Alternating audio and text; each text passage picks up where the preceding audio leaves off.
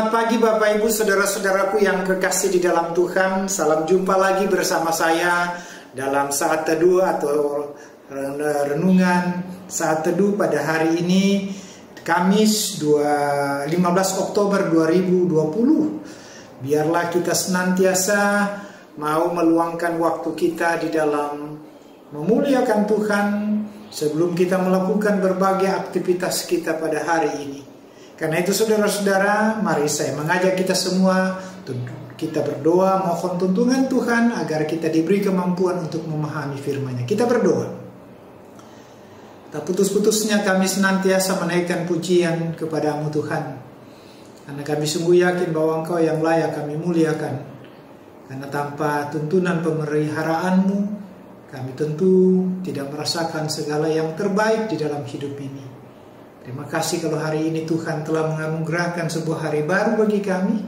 Dan karena itu kami sebelum melakukan berbagai aktivitas kami hari ini, kami mau meluangkan waktu kami sejenak untuk memuji membesarkan Engkau dalam saat rehat atau renungan harian, saat teduh pada pagi ini. Dan mohon Tuhan yang terus menuntun memberkati kami semua. Kami akan membaca, merenungkan firman-Mu. Tolong kami Tuhan, biar Roh Kudus-Mu bekerja dalam hati kami, agar kami diberi kemampuan untuk memahami dan melakukan firman-Mu dengan baik. Ampuni salah dosa kami, dengar doa ini karena kami sudah berdoa di dalam Kristus Yesus Tuhan dan Muhalis kami yang hidup. Amin.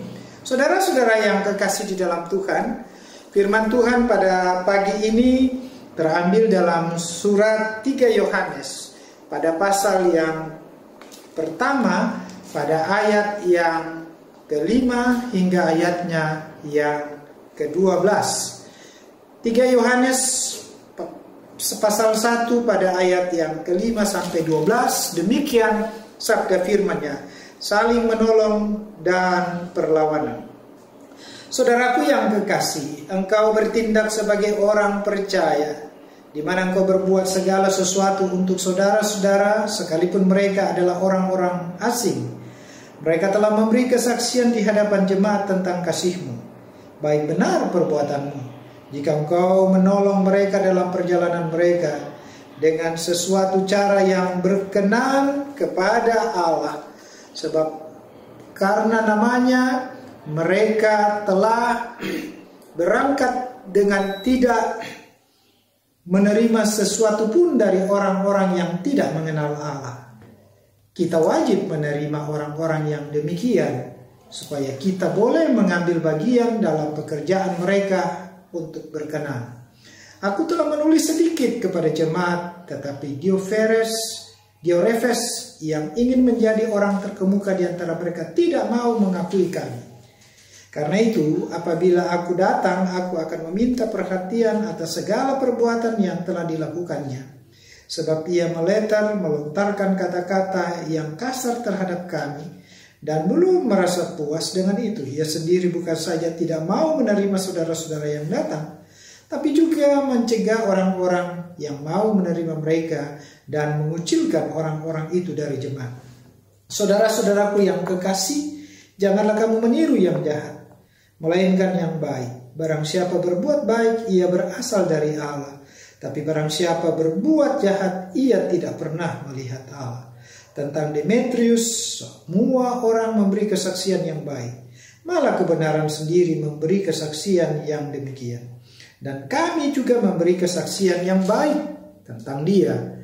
Dan engkau tahu bahwa kesaksian kami adalah benar. Sampai sejauh demikian jauh pembacaan firman Tuhan. Yang berbahagia adalah kita semua yang mau membaca serta merenungkan firman-Nya dalam kehidupan kita hari lepas hari. Terpujilah Kristus, haleluya, amin.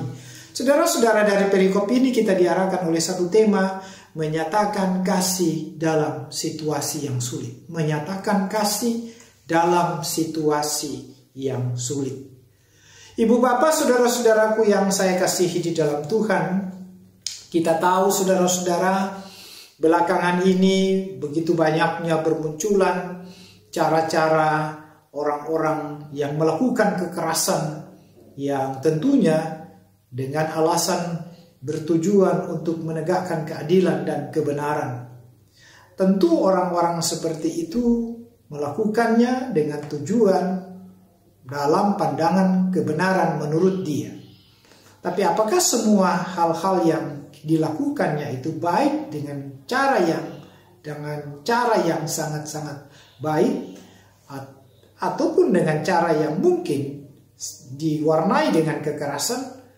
Semuanya itu tentu punya alasan dan punya katakanlah penilaian kita.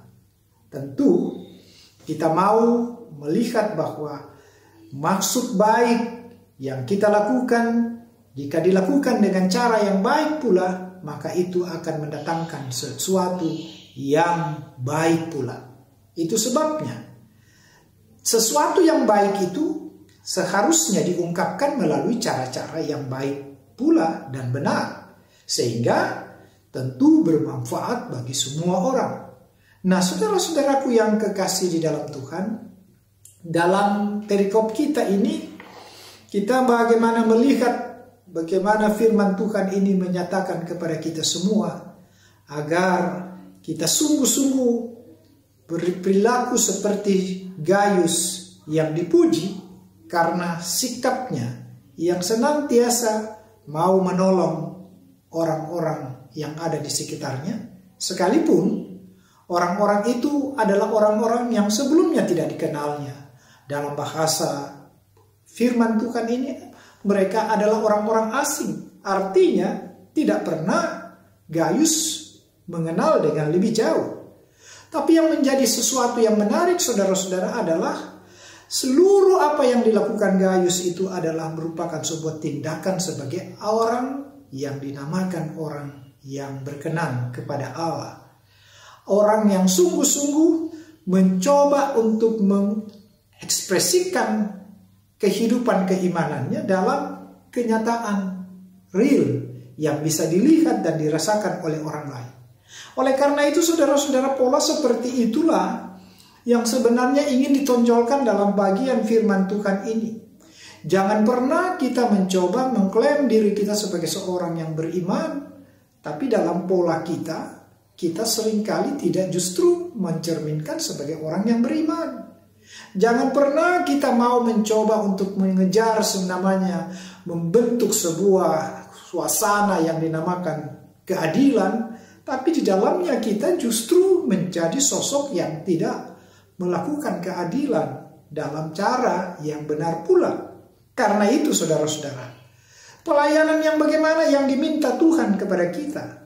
Firman Tuhan ini memperlihatkan dengan jelas kepada kita bahwa kesempatan semua orang itu tentu ada dalam mengekspresikan sebuah perilaku tindakan seperti yang Tuhan mau. Kalau kita mau terus terang melihat, adakah orang-orang juga yang tidak sepaham atau orang-orang yang tidak sejalan dengan Gaius? Firman Tuhan ini mencoba menerjemahkan kepada kita banyak orang-orang juga yang sepertinya mengklaim dirinya orang mengetahui, orang terkemuka, orang yang mengenal etika yang baik, tetapi dalam perilakunya tidak seperti itu. Katakanlah dia pervers ini, yang hanya berbicara tetapi tidak mampu untuk mewujudkan sebuah dalam kenyataan perilakunya. Kita diingatkan, saudara-saudara, apabila engkau berbuat baik, saudara-saudara, mungkin kadangkala orang lain berprasangka bahwa kamu punya maksud-maksud tertentu di balik semua yang kamu lakukan dalam kebaikan itu. Tapi janganlah termakan isu oleh berbagai hal-hal yang diangkat, dicoba dilontarkan kepada kita bahwa ada maksud. Tapi teruslah berbuat baik. Karena ketika saudara dan saya melakukan sebuah kebaikan dan benar-benar mewujudkan sebuah bentuk dari apa yang dinamakan panggilan keimanan kita, maka itu adalah urusan kita dengan Tuhan. Itu sebabnya, saudara-saudara, di tengah-tengah lingkungan kita yang saat ini sungguh membutuhkan perhatian kita, sebenarnya Gaius menampilkan profil sebagai seorang yang benar-benar, yang sungguh-sungguh dapat diteladani di tengah-tengah keberadaan kondisi kita sekarang ini. Tirulah segala kebaikan yang telah dinyatakan oleh Gaius dan jauhilah segala hal-hal yang dapat menimbulkan sebuah batu sandungan di dalam hidup kita, seperti yang dilakukan oleh Diotrephes yang selalu merasa benar tapi tidak pernah mencoba mewujudkan kebenaran itu dalam bentuk-bentuk yang nyata. Jangan pernah, kita tidak pernah berbuat sesuatu yang baik bagi Tuhan dan bagi sesama kita kalau kita pernah dan meyakini bahwa kita berasal dari Allah. Karena firman Tuhan katakan kepada kita, segala sesuatu anak-anak Tuhan yang mengatakan dia kenal Allah, maka dia wajib untuk melakukan kebaikan. Orang yang mengenal Allah pasti melakukan kebaikan. Dan sebaliknya, orang yang tidak mengenal Allah pasti tidak akan melakukan sesuatu yang seperti Tuhan inginkan. Karena itu, mari saudara-saudara kita melakukan segala yang terbaik. Agar apa? Hidup kita berkenan kepada Tuhan dan kita melayak menjadi sosok yang hidup bersama dengan Tuhan kelak. Terpujilah Kristus. Haleluya. Amin. Mari kita angkat pujian dari NKB 17 ayat 1 dan 3.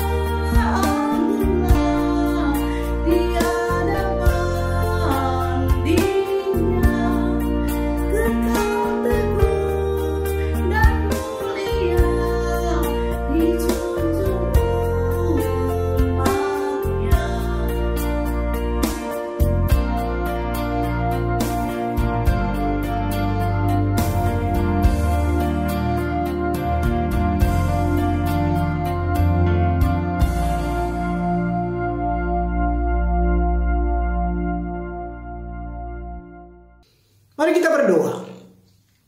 Kami datang kembali kepadamu Tuhan. Kami mengucap syukur untuk semua kasih Tuhan yang tetap dinyatakan kepada kami.